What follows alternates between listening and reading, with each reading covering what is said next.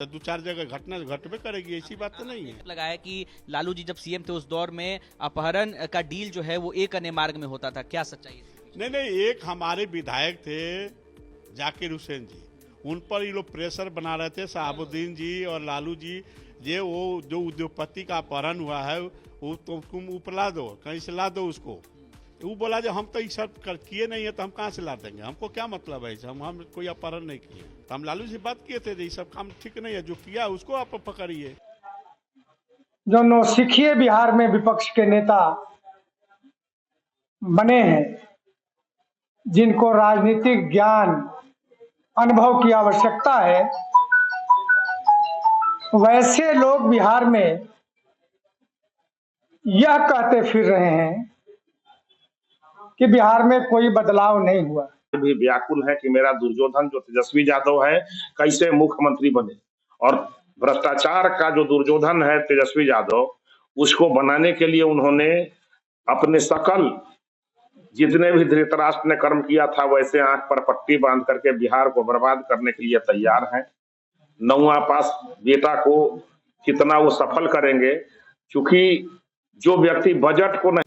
लालू यादव के सबसे करीबी, सत्ता का सुख भोगने वाले साला सुभाष यादव के द्वारा दिए गए बयान पर जदयू ने पलटवार किया है, जहां प्रदेश प्रवक्ता निहोरा प्रसाद यादव ने कहा कि इस पर लालू यादव, राबड़ी देवी और प्रतिपक्ष के नेता तेजस्वी प्रसाद यादव को अपना पक्ष रखना चाहिए। जिस तरह से हम लोग पहले कहते थे कि बिहार में राजद के शासनकाल में जंगल राज चल रहा था, लोग घर से नहीं निकलते थे, लूट, हत्या, बलात्कार, अपहरण सरकार की नियति बन गई थी, लेकिन राजद के लोग ये नहीं समझे। वहीं उन्होंने कहा कि लालटेन युग से लोग एलईडी के युग में आ गए, लेकिन विकास नजर नहीं आया। कुआं का पानी पीने के जगह हर घर नल जल लगाया जा रहा है। जिस सड़कों पर कीचड़ थी वहां अच्छी सड़कें बनाई गई। बिजली आज 20 से 22 घंटे चल रही है। क्या यह बदलाव नहीं है जो उन्हें समझ नहीं आता? प्रगति यात्रा में विकास के छूटे हुए आयामों को किस प्रकार घोषणा की, उस पर चर्चा करने की आवश्यकता नहीं है, आप सभी जानते हैं। मैं भी प्रसन्न हूं जब घोषणा सुना कि जहानाबाद में मेडिकल कॉलेज और अस्पताल खुलेंगे। क्योंकि जहानाबाद से सटे हुए इलाके के हम लोग हैं, तो मुझको भी प्रसन्नता हुई कि माननीय मुख्यमंत्री जी ने घोषणा किया कि इस जिले में मेडिकल कॉलेज और अस्पताल खुलेंगे। पूरे बिहार में प्रगति और विकास का जो लहर दौरा है, यह जहानाबाद भी उससे अछूता नहीं है। भले ही लोग भिन्न भिन्न तरह की बातें, जिनकी कोई ताकत नहीं बिहार में है, जिनकी कोई राजनीतिक सूझ नहीं बिहार में है, वैसे लोग किया करते हैं। खास करके जो नौसिखिए बिहार में विपक्ष के नेता बने हैं, जिनको राजनीतिक ज्ञान अनुभव की आवश्यकता है, वैसे लोग बिहार में यह कहते फिर रहे हैं कि बिहार में कोई बदलाव नहीं हुआ। हम लोगों ने भी पटना में बैठकर कई सवाल पूछा ऐसे नेताओं से जो कई तरह की बातें करते हैं। हमने कहा कि बिहार में सड़कों का जो जाल बिछा है, क्या यह बदलाव नहीं है? जहां दिया और लालटेन में पढ़ा करते थे हम लोग, खास करके, और हमसे पहले वाला, बाद वाला जनरेशन भी आज बिजली की रोशनी में अध्ययन कर रहे हैं। क्या यह बदलाव नहीं दिखता है? 2005 के पहले चाहे जहानाबाद हो, मसूरी हो, अरवल हो, आरा हो, गया हो, तमाम इस इलाके का जिला जिस प्रकार उग्रवाद से प्रभावित था, हर चौक चौराहे गांव में खून के धब्बे लगे रहते थे, सामूहिक हत्याएं नरसंहार हुआ करता था। अब इलाका शांत है, तो क्या यह बदलाव नहीं है? कृषि के क्षेत्र में जो किसान खेती करना बंद कर दिया था भय से, इतना ही नहीं, सबसे महत्वपूर्ण चीज था जो अनुभव के आधार पर भी हम लोग बता रहे हैं कि ग्रामीण इलाके में रहने वाले लोगों के बेटियों की शादी रुक गई थी। लोग शादी नहीं करना चाहते थे कि इस इलाके में हम लोग शादी नहीं करेंगे। आज शांति है, ग्रामीण इलाकों में बाजा बज रहे हैं, तो क्या यह बदलाव नहीं हुआ?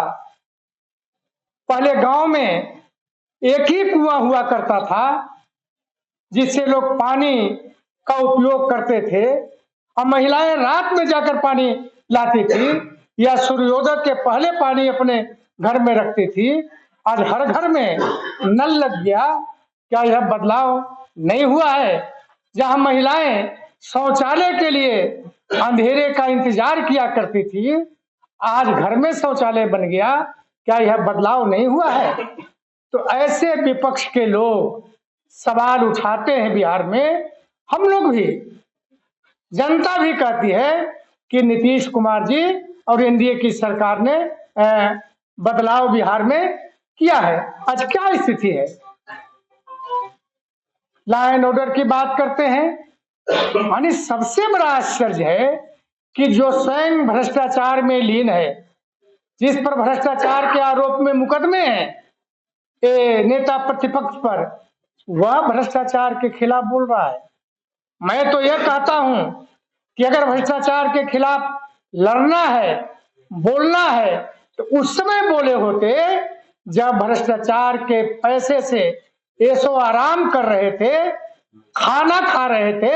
उस समय अगर पिताजी या माताजी को कहते कि मैं भ्रष्टाचार का पैसे का उपयोग नहीं करूंगा, तब माना जाता कि आप भ्रष्टाचार पर सही बोल रहे हैं। भी व्याकुल है कि मेरा दुर्योधन जो तेजस्वी यादव है कैसे मुख्यमंत्री बने, और भ्रष्टाचार का जो दुर्योधन है तेजस्वी यादव, उसको बनाने के लिए उन्होंने अपने सकल जितने भी धृतराष्ट्र ने कर्म किया था वैसे आंख पर पट्टी बांध करके बिहार को बर्बाद करने के लिए तैयार हैं।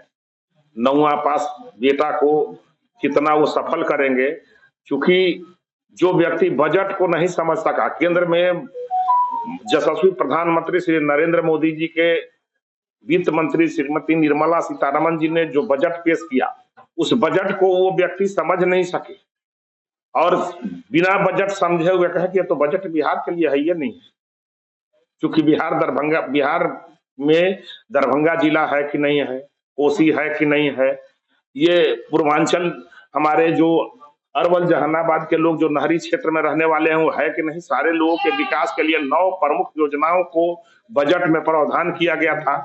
हमारे जितने भी मिडिल क्लास के लोग हैं उनको बजट में 11 लाख तक रुपया में कोई टैक्स नहीं है, 10,75,000 के लगभग 12 लाख।